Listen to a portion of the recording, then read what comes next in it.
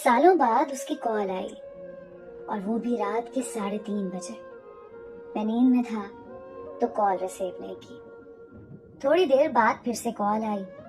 फिर मैंने मोबाइल उठाया कि शायद कोई जरूरी कॉल होगी और हेलो बोला। सामने से भी हेलो की आवाज आई। अचानक मैं बिस्तर से उठा क्योंकि आवाज कुछ जानी पहचानी थी। ये आवाज सुनते ही बहुत सी यादें ताजा हो गई, बहुत से जख्म ताजा हो गए और मैं बेचैन होकर फिर से हेलो बोला। हेलो, आगे आवाज आई। डिस्टर्ब तो नहीं किया? मुझे भी जवाब देते हुए घबराहट सी हो रही थी कि हाँ बोलूं या ना। कुछ समझ नहीं आ रहा था। मेरे दिल में सवालों का समंदर घूमने लगा कि आखिर क्यों इतने सालों बाद मेरी याद आ गई। मैंने हिम्मत करके बोला, नहीं, बोलो। उसने कहा, कैसे हो?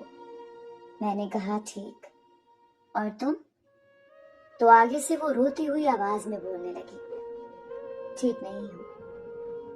अब मैं और भी उलझन में हो गया कि ये क्या हो रहा है कि इतने सालों बाद रात को कॉल आती है और रोने लग जाती है।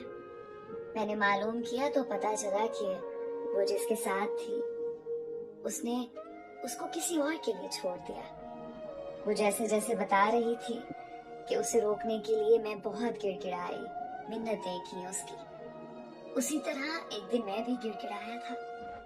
मेरी आंखों में आंसू थे, चेहरे पर मुस्कुराहट थी कि मेरे सच्चे प्यार की सजा उसे बखूबी मिली। वो मुझसे रोते रोते माफिया मांगने लगी कि मुझे माफ कर दो, मैंने आपके सच्चे प्यार की कदर नहीं की, मुझे माफ कर दो। मेरी आंखों में आंसू आ गए और कहा, मैंने तुम्हें माफ कर दिया है। फिर उसने मुझसे पूछा, क्या तुम मुझे अपना पाओगे? ये सवाल सुनते ही मुझे वो रात याद आ गई जिस रात उसने मुझे ठुकराया था किसी और के लिए। और मैंने आंखों में आंसू लिए जवाब दिया, नहीं, कभी नहीं।